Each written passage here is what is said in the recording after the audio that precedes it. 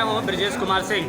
अभी social media के माध्यम से आप विगत कई महीनों से सुनते आए होंगे कि सोनभद्र जिले के मधुपुर सीएचओ सेंटर पर यहाँ पर doctor, ward boy, pharmacist boy और इनके बीच में कई झंझटें, कई मैटर आया सामने। लेकिन आज एक नया घटना सामने आया है। 25 फरवरी की ये बात है जो कि एक महिला प्रसव कराने के लिए यहाँ पे आई हुई थी, लेकिन थोड़ा समय था इसलिए उसको रोक लिया गया। रोकने के बाद इंजेक्शन मंगाया गया जो कि बाहर से यहाँ पे जो सीएचओ हैं, क्या नाम है उनका सीएचओ का, सोनम पटेल जी के द्वारा ये बोला गया कि यहाँ पर गवर्नमेंट के द्वारा, सरकार के द्वारा कोई भी इंजेक्शन नहीं आता है, आप लोग जो है उसका या तो बाहर से उसको लाइए या तो उसका पैसा दीजिए, हम लगाते हैं।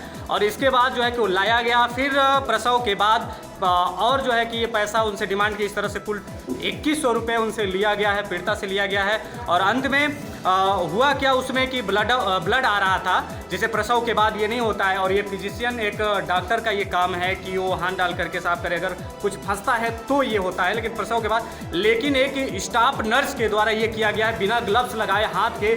ऐसा संभावना, यहाँ पे महिलाएं भी यहाँ पे इकट्ठा हैं, इनका ये कहना है कि हाथ डाल करके जब साफ ये करी थी उस दौरान बच्चेदानी ये फट गया है और ये ब्लडिंग जो है कि रुक नहीं रहा था। और इसके बाद भी हालांकि नियम है गवर्नमेंट का कि 24 घंटे किसी भी महिला को यहाँ पे अस्पताल में प्रसव के बाद रोका जाता है, लेकिन यहाँ ऐसा कुछ नहीं हुआ, बल्कि वो मात्र 2 या 3 घंटे में ही उसे छोड़ दिया गया घर के लिए। और ब्लडिंग हो रहा था, परिजनों के मुताबिक वो ब्लडिंग भी हो रहा था। इसके बाद उन्हें सूचना दिया गया तो बोले कि नहीं, उसको एम्बुलेंस के द्वारा फिर वो जो है कि लाए सुबह। जब सुबह लाए तो एम्बुलेंस में ही उसे चेक किया गया। यहाँ के जो प्रभारी हैं, हालांकि आपको हम बताते चलें कि वो प्रभारी जो डॉक्टर AP सिंह हैं, इनका ट्रांसफ़र यहाँ से 9 फरवरी को हो गया। लेकिन यहाँ पे देखिए, यहाँ पे कितने लोग लाइन में आते हैं। क्या CMO साहब आएंगे, क्या एडिशनल CMO आएंगे, कौन आता है, आइए हम देखते हैं। क्योंकि यहाँ पे उनका ट्रांसफ़र 9 फरवरी को ही हो जाता है। और एक जो यहाँ पे सोनम पटेल जी हैं, उनका भी ट्रांसफ़र 8 फरवरी को हो जाता है। लेकिन इसके बाद भी आज 27 फरवरी है और 25 फरवरी को जो डिलीवरी होता है वहाँ भी वो रहती हैं और डॉक्टर भी रहते हैं यहाँ की। जब सुबह पेशेंट आता है ब्लडिंग के बाद, तो ये लोग ट्रांसफ़र होने के बाद भी उसको देखते हैं और डायरेक्ट एम्बुलेंस में जाते हैं, उसे देखते हैं, चेक करते हैं और वहाँ पे ये तुरंत रेफ़र करने की बात कहते हैं। और कहते हैं जो सोनम पटेल जी के द्वारा एक जिम्मेदार जो है कि स्टाफ नर्स हैं, उनके द्वारा कहा जाता है कि यहाँ पे जितने स्टाफ हैं सब छुट्टी पे हैं। क्या हम प्रशासन से पूछ रहे हैं, क्या ये संभव है? यहाँ पे एक CHO सेंटर है, यहाँ पे सरकारी अस्पताल है, क्या ये संभव है कि सब के सब जितने स्टाफ हैं सब छुट्टी पे रहेंगे? लेकिन सोनम पटेल जी का ये कहना था, जब वो जान गए कि मैटर बिगड़ गया है, उस पीड़िता का जो बच्चेदानी फट गया है, ब्लड रुक नहीं रहा है, उसका शरीर में ऐठन आ रहा है, अकड़न आ रहा है, हीमोग्लोबिन कम हो गया है। रिपोर्ट जब आपको हम बता दें, रिपोर्ट दिखाना चाहेंगे भाई, रिपोर्ट दीजिए थोड़ा सा, अगर हो तो। रिपोर्ट है, आपको हम रिपोर्ट भी दिखा रहे हैं, आप देख सकते हैं इसमें कितना लिखा गया है। 11.5 से 16.5 एक फीमेल का होना चाहिए हीमोग्लोबिन, लेकिन रिपोर्ट में आया है 8.9 ये है हीमोग्लोबिन की मात्रा। हम पूछना चाहते हैं, क्या हम इतना भी नहीं जानते कि हीमोग्लोबिन की मात्रा कितनी होती है? 24 घंटे के पहले कोई छोड़ने का कोई चांस नहीं है, लेकिन यहाँ पर छोड़ा गया। अच्छा, अगर नॉर्मल होता तो एक बार स्वीकार कर लिया जाता, लेकिन ये कोई नॉर्मल नहीं था, कोई ब्लडिंग हो रहा था और इसका हीमोग्लोबिन 8.9 था, तो कहीं से भी छोड़ने का ये चांस नहीं था।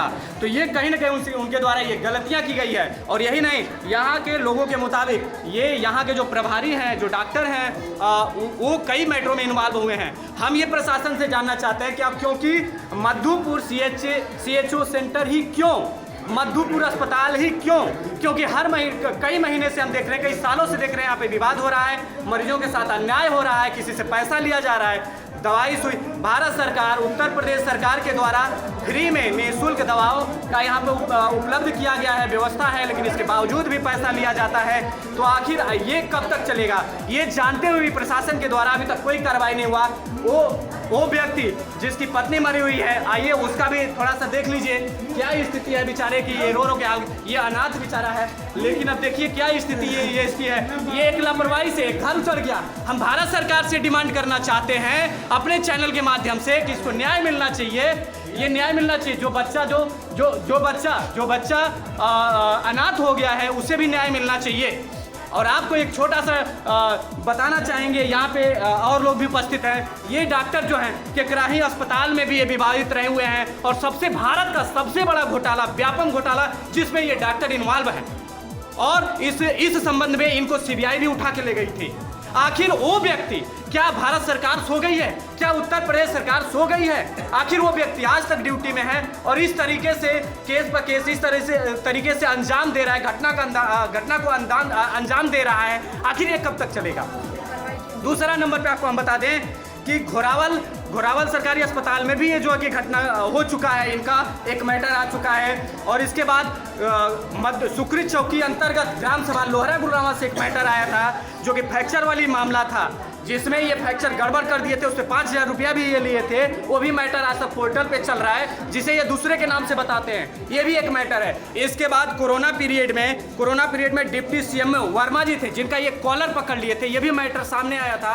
ये वो हैं जो डिप्टी सीएमओ को भी नहीं छोड़ रहे हैं, उनका भी कॉलर पकड़ ले रहे हैं। और ये आखिर कहाँ से लापरवाही हो रहा है? इस व्यक्ति का मन क्यों बढ़ गया है? कहीं ना कहीं से लोगों परिजनों का मुंह बंद किया जा रहा है। ऐसा क्यों हो रहा है? दबाव बनाया जा रहा है। कब तक ये चलेगा?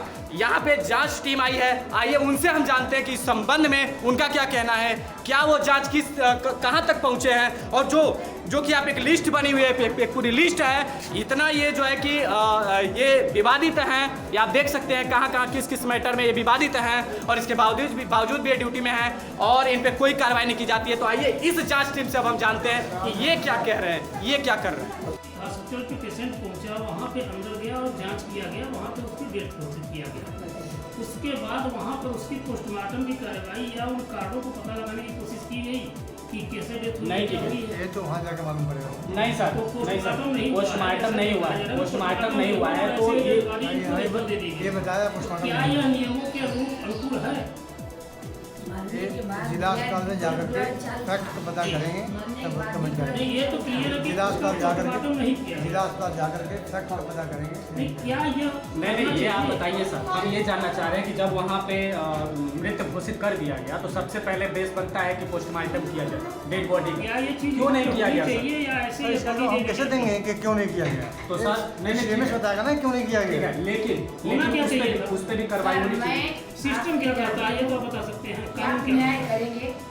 अब जो हम लोग का आप पे विश्वास है, कम से कम इस विश्वास पे आप खड़े उतरिएगा। मुझे जहाँ तक लग रहा है कि आप मुझे न्याय मिलेगा, आप मुझे न्याय मुझे थोड़ा सा कार्रवाई कराने का वक्त देंगे ना। बिल्कुल ठीक है।